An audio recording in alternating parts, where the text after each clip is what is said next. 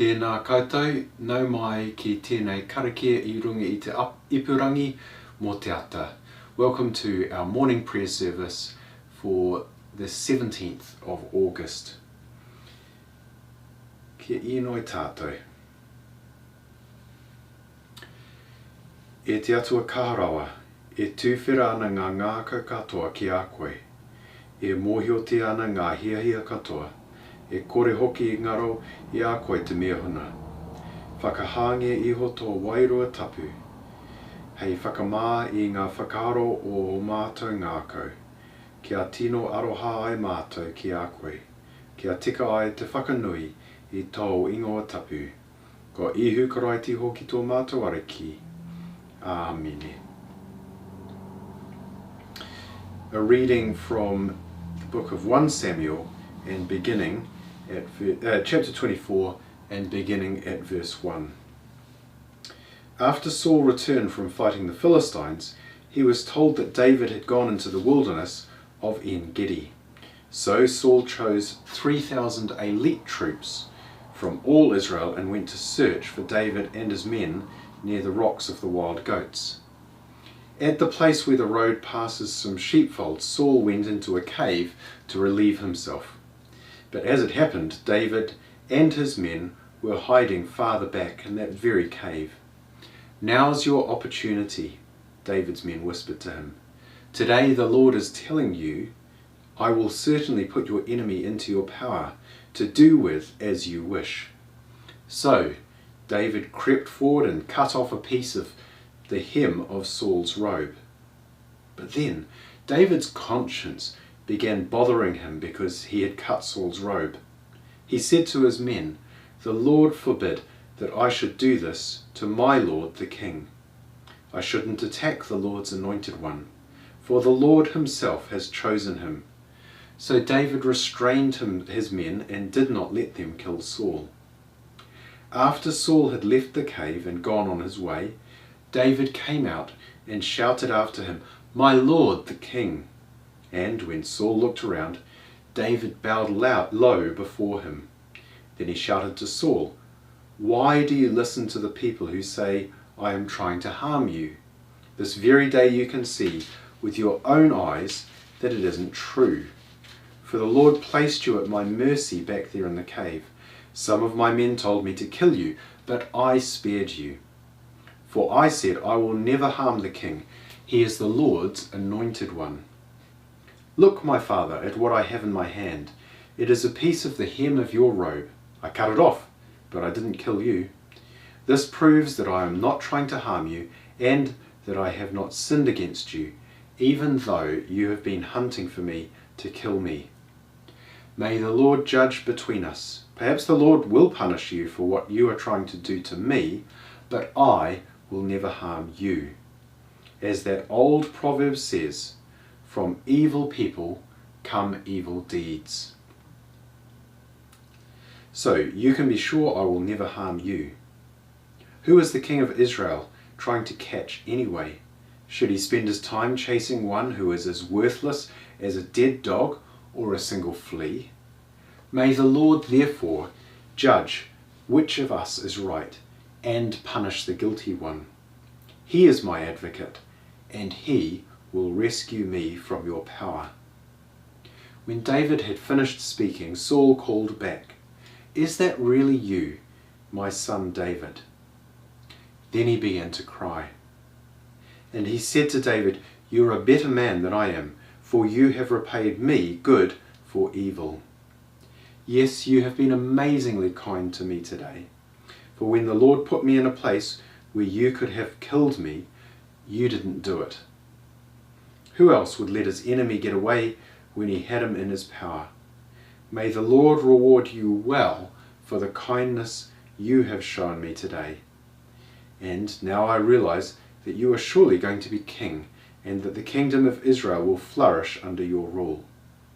Now swear to me by the Lord that when that happens, you will not kill my family and destroy my line of descendants." So David promised this to Saul with an oath. Then Saul went home, but David and his men went back to their stronghold. Hear what the Spirit is saying to the church. Thanks be to God.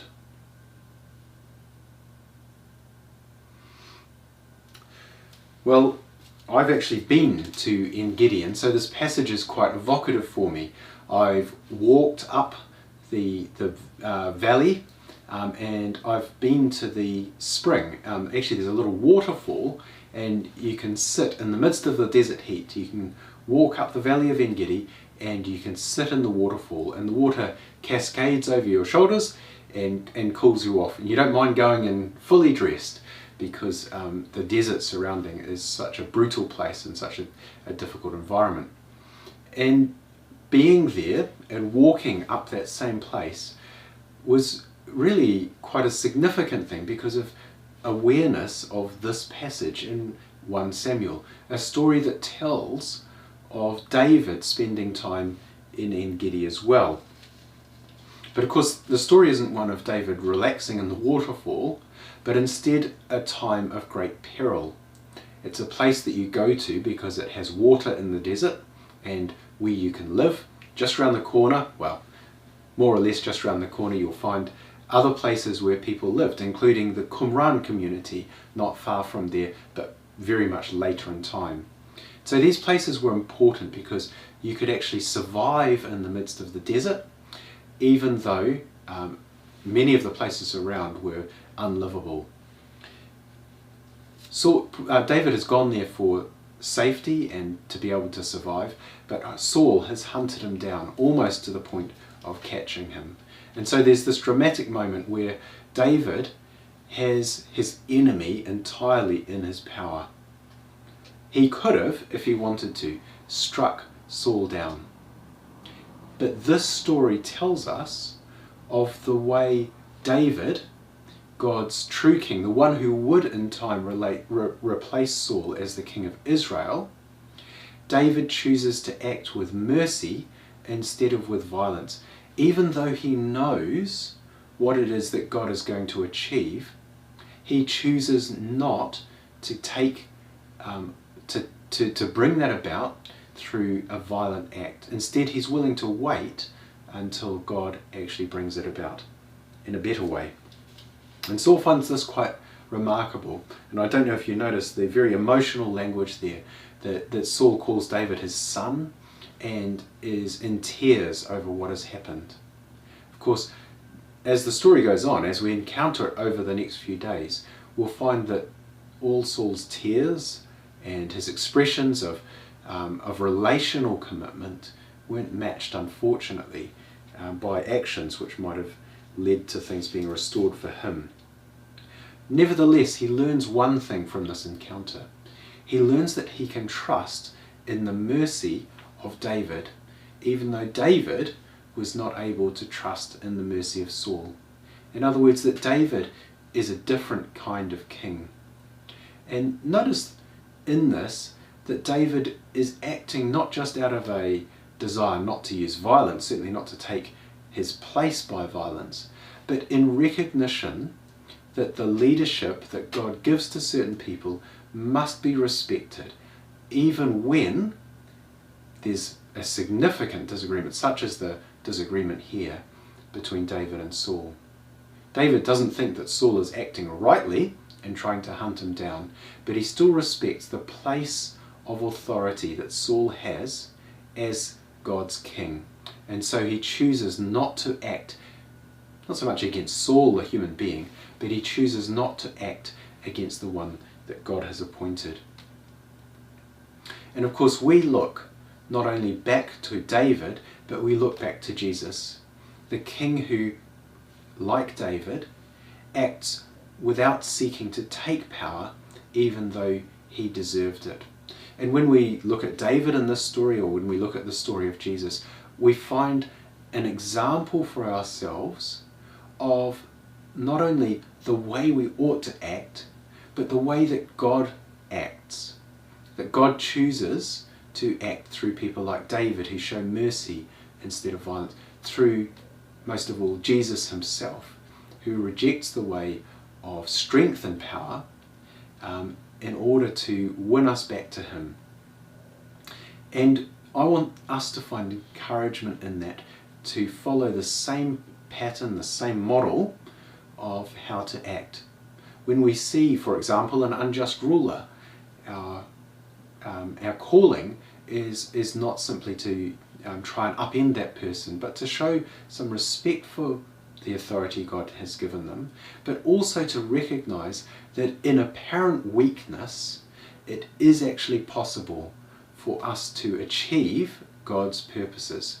That we don't have to take power, because we can trust that God will work through our submission to Him and our submission to His ways of peace and mercy to bring about good in the world. I runga i te ingo o te matua, te tama, me te wairua tapu. Āmene.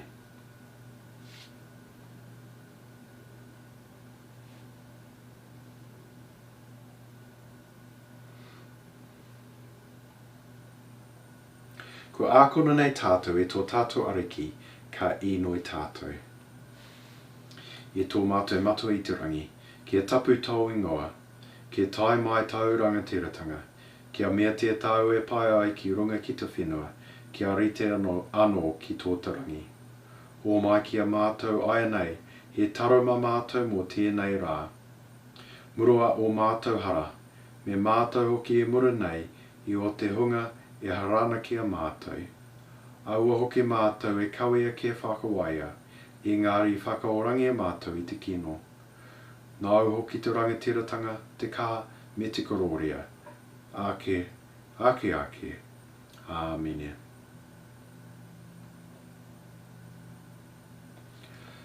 Kia tau, kia tātou katoa, te atawhai o tō tātou ariki o ihu karaiti, me te aroha o te atua, me te whiwhinga tāhitanga ki te wairua tapu.